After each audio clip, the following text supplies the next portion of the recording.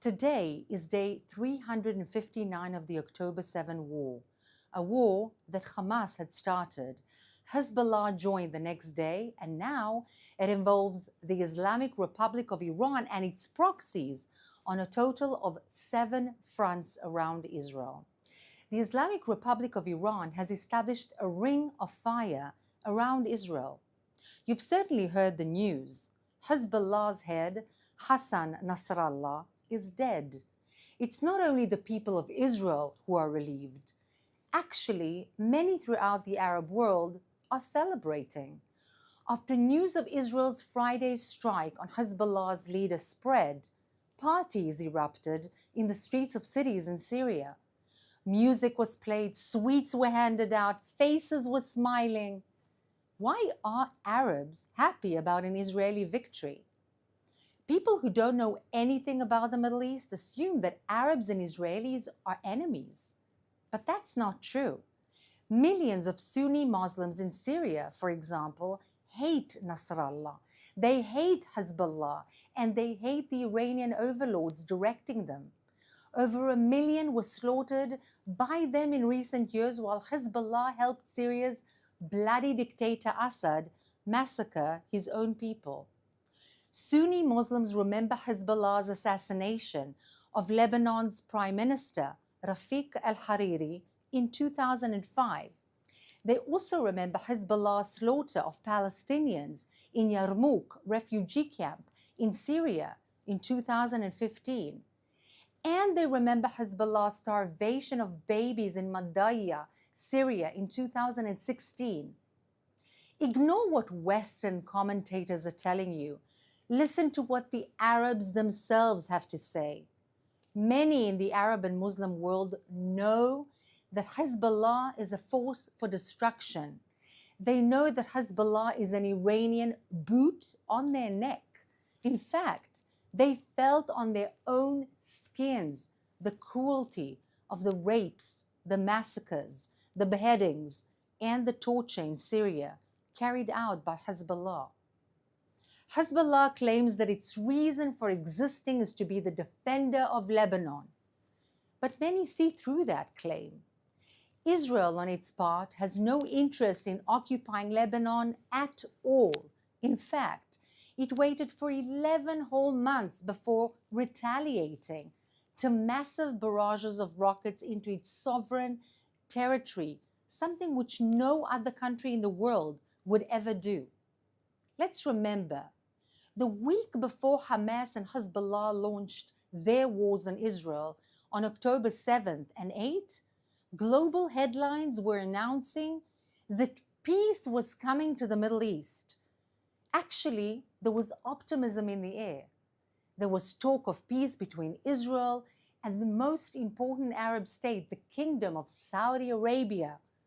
Since then, the Islamic Republic of Iran has been trying to destroy Israel from 7 fronts, using the Arab proxies firing from the rubble of Iranian-dominated Arab states like Lebanon, Syria, Iraq, and Yemen.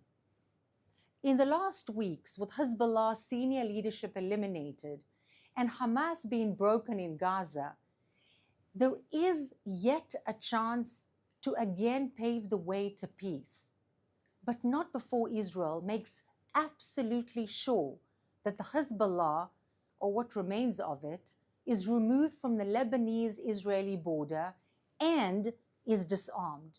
Or in other words, make sure that the 2 UN resolutions pertaining to the issue from 18 whole years ago are actually implemented. President Biden released a statement after Nasrallah's death, and he said that Israel's strike on Nasrallah was a measure of justice for his many victims, including thousands of Americans, Israelis, and Lebanese civilians. And he's absolutely right. The war is not yet over. Hezbollah continues to attack Israelis right now. Hamas continues to hold hostages in its terror dungeons in Gaza. The Iranian regime continues to threaten Israelis with yet more attacks. With Hezbollah's leadership in disarray, now is the time to press the advantage. Now's the time to leverage Israel's tactical victories over Hezbollah in order to roll back the Islamic Republic of Iran's regional hegemony. All countries of the world must stand behind Israel and its Arab partners in the region as they beat back the Iranian regime and forge a new future. Now let's take some questions from our audience watching live on social media.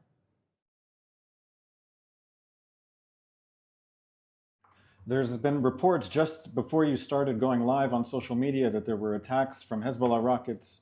There were reports just before you started your live in Tiberias, Nazareth, rocket sirens going off from Hezbollah. How far can Hezbollah's rockets reach into Israel, and how is the Israeli home front preparing for such threats? So it's well known that the Hezbollah, before the IDF attacked its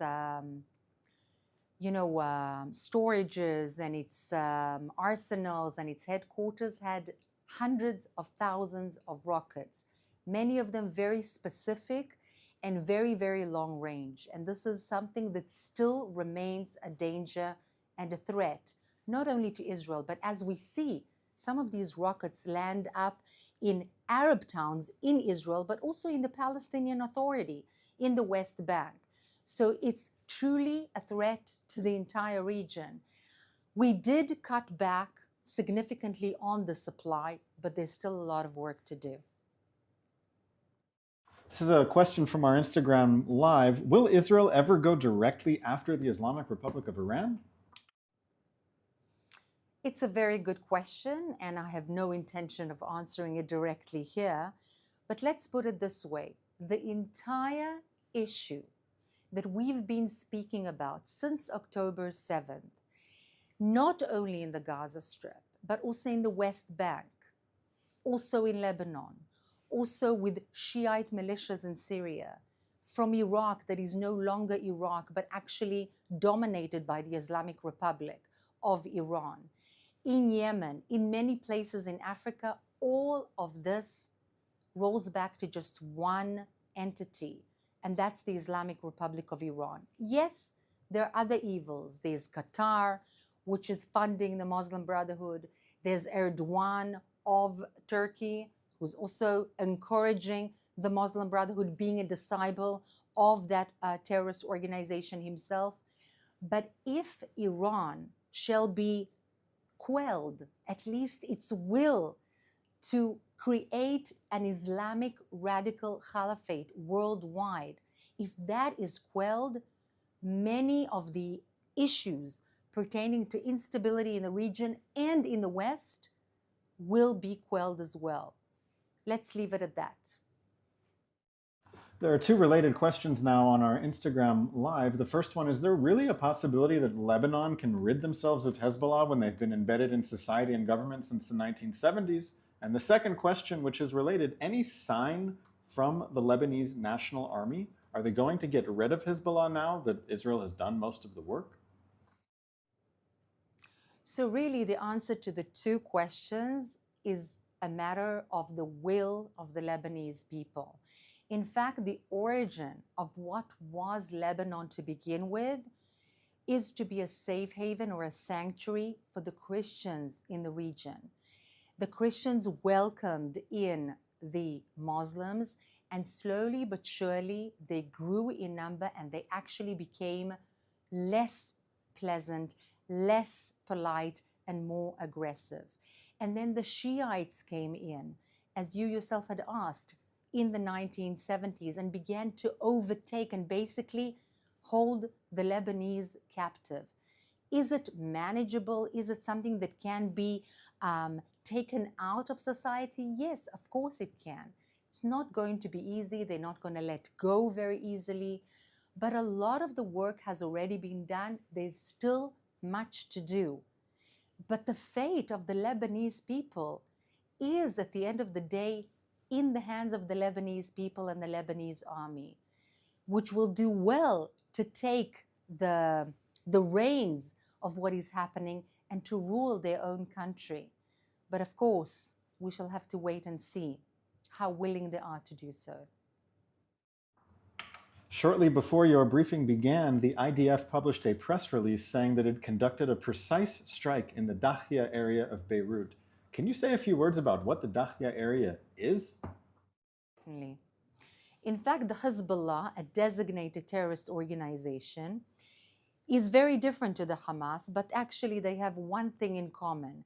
They embed themselves amidst civilian population in Beirut, in a certain neighborhood called the Dahya neighborhood. In other words, it became their headquarters. In fact, inside the homes, under schools, under clinics, under hospitals, and so on. In other words, under civilian population and amidst civilian population, they embedded their terror cells and terrorist activity, thereby endangering the very population which they claim that they defend. And that's exactly what the Hamas is doing in the Gaza Strip. That is the modus vivendi of the operation of a terrorist organization which is radical Islamist, whether it's Hezbollah, Shiite, or Hamas, which is Sunni. But they both use the actual population, the civilian population, as human shields, which is terrible. There's a report by Dan Williams that Egypt lost $6 billion in revenue in the past 8 months, $6 billion of revenue that it would have gotten from Suez Canal revenue. What is going on that has caused Egypt to lose so much revenue, and what can Egypt and its allies around the world do about it? So one of the things that have happened because of the instability in the region, plus the Iranian regime's backed Houthi fighters who have been actually targeting a lot of the shipments going through the canal, but also to the area in general, was the fact that Egypt was losing a lot of income. And for Egypt, this is critical because it's a 100 million person republic in a very bad economic status. And of course, tourism is not exactly booming when there are wars and instability, not to mention the loss of revenue because of the lack of passage through that canal. So Egypt is very, very upset by what is going on and very upset by the war in general. Can this be fixed? Of course. Very clear red lines need to be shown to the Houthis in the tactical manner. But again, I come back to what I said again and again before. The head of the snake is the Islamic Republic of Iran. They had armed, trained, encouraged the Houthis in Yemen, created havoc in Yemen itself, and created havoc in the entire region, including the economic stability of Egypt. By the way, the United States just passed Egypt $1.3 billion US and waived what it before actually was adamant to receive, a notification that issues of humanitarian equality and standards were being upheld by the Egyptian regime. Now the US waived that, most probably because of the economic instability that Egypt has found itself in following this particular war and event. We have viewers watching from all around the world. That includes Lebanon and Lebanese people who are living all around the world. What is your message? This is our final question. What is your message to the people of Lebanon at this time? First of all, it's the most beautiful question I have received until now in all of my briefings. And it's an amazing opportunity to really, from my heart, say that Israel is not at war with the Lebanese people. It never was, and it never will be. There is no ill feeling amidst any Israelis, and I can vouch for that, against civilians in Lebanon. We don't want to see people hurt, and we don't want a war. In fact, we crave and dream of peace with the Lebanese people. But of course, as a country, we don't want to see Radwan forces, which is the commander force of the Hezbollah, raping, murdering, massacring our people like the Hamas did in the south, and that's what they are planning to do with our civilians in the north, and that's a known fact. Plus, we cannot take that rockets are being thrown at us all the time, unprovoked. No country in the world can take that, and Israel cannot at all be expected to continue not to retaliate. And that's why Israel did what it did against the Hezbollah, not only for the Israeli people, but for the people of the region in general. And inshallah, we'll have more warm words to say to one another in the future. Thank you so much for joining today. And yes, we'll be back again, as always, tomorrow at 3 p.m. Israel time.